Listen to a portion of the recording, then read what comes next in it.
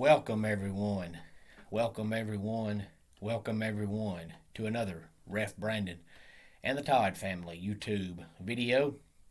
Wherever you are, whatever you may be doing, thank you so much for making Ref Brandon and the Todd family a part of your day. We always greatly appreciate it when you do. If you watched yesterday's video, you know today's video is going to be about NASCAR. So if you're a NASCAR fan or know someone who is, please feel free to tell them to watch this video and make sure you like, comment, share, and subscribe. And don't forget, coming up tomorrow, we'll be doing our top 10 countdown of the week. And this week, it's from my friend Anthony, who has requested that I do top 10 all-time WWE finishing moves. So, of course, it's going to be opinion-based like most of the top 10s are. So if you're a wrestling fan or know someone who is, get ready for tomorrow's top 10 all-time WWE finishing moves. But today we're going to do a quick recap of the CocaCola 600 that happened Sunday night, as it always does on Memorial Day weekend from the Charlotte Motor Speedway.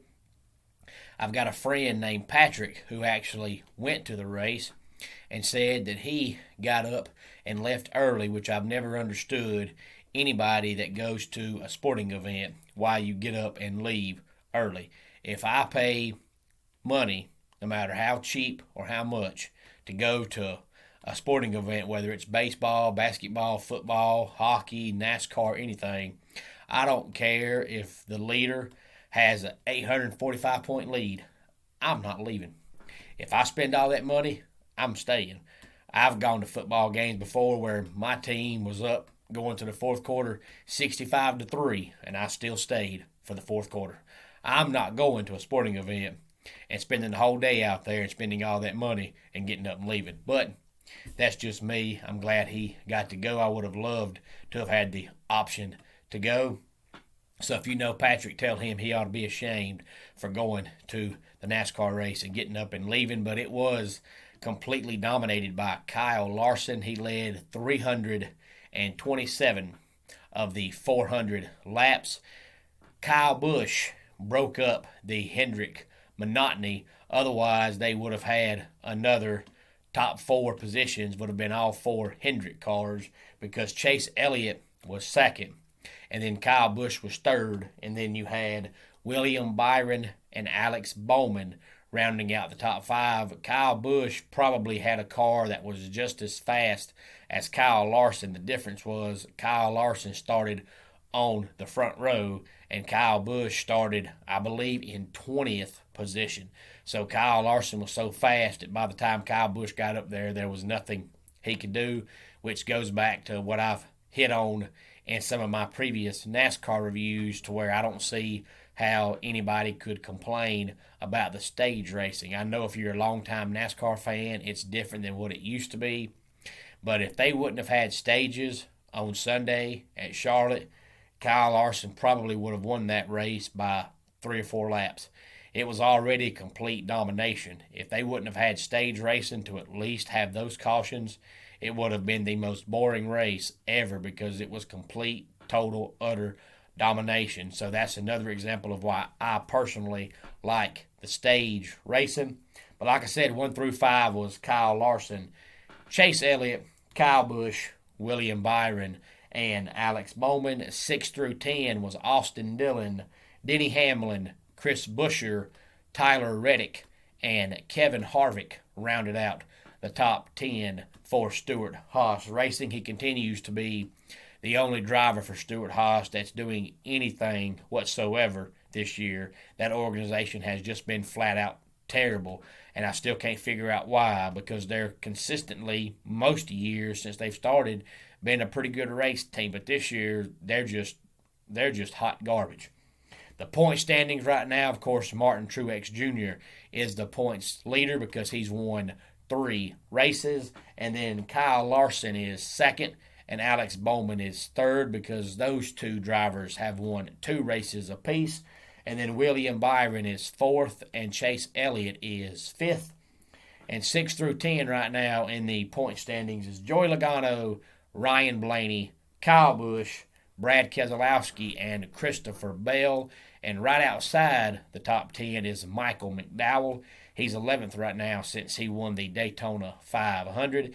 And this is the first year since they've started the chase that they've went this far into the season and the overall points leader has not won a race. So they're still calling Denny Hamlin the overall points leader, and now they're saying that he'll get in if he is the regular season champion if he does not win a race. But so far, since the chase started, there's never been a time where the points leader has not won a race in the regular season.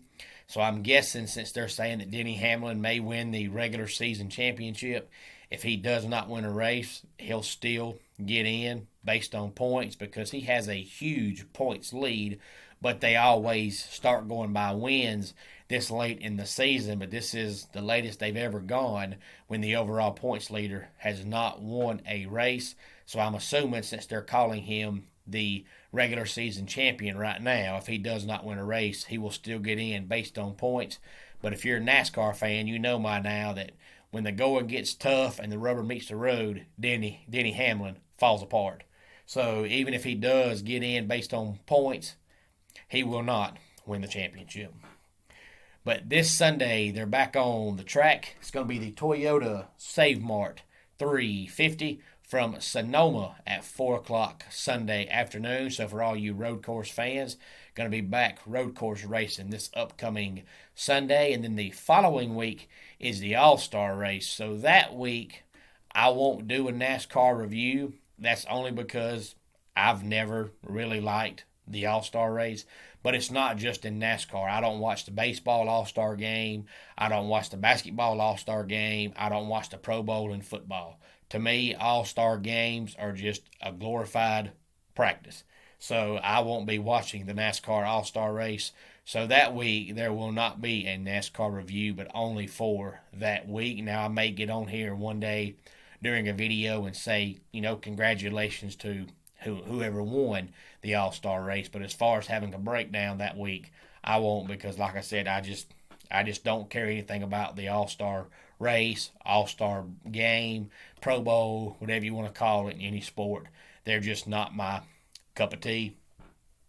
But like I said, they're back on the track this week. The Toyota Save Mart 350 from Sonoma, California, Sunday afternoon at 4 o'clock. So if you're a NASCAR fan or know someone who is, please feel free to tell them to watch this video and give me your overall thoughts about the CocaCola 600. I know Kyle Larson completely dominated the race, and that's why, like I said earlier, why I like stage racing, because otherwise that race would have been even worse than what it was, because he was so far out in front that by the time stage one was over with, he just about had the field lapped. So without stage racing, it would have been like it was many years ago when Ned Jarrett won a race by 2 laps. That's the way it would have been on Sunday if they wouldn't have had stage racing, which is, now you see why NASCAR has stage racing, because there's too many races over the years, just like Sunday, where somebody starts up front and their car is just so good that by the middle of the race, they've just left the field. And that's why they brought on stage racing, and I'm so glad they did, because that race would have been terrible had it been just straight 600 miles, 400 laps without the stage racing. It would have been a terrible race. But congratulations to Kyle Larson. He was dominant. He's definitely done a good job so far driving for Rick Hendrick this year in the 5 car, bringing that 5 car back. It has not really been seen full time in a few years now, and Chase Elliott was second and Kyle Busch was third. So overall, not a terrible race, just not a great race because of the fact Kyle Larson was just so dominant. But before we get out of here, I'll give you my dad joke of the day. I love eye jokes. The cornier, the better. And that wraps it up for today's Ref Brandon and the Todd Family YouTube video. Until next time, it's Ref Brandon saying, just like in pro wrestling, life can be over by the count of 3. Tell your friends and family how much you love them.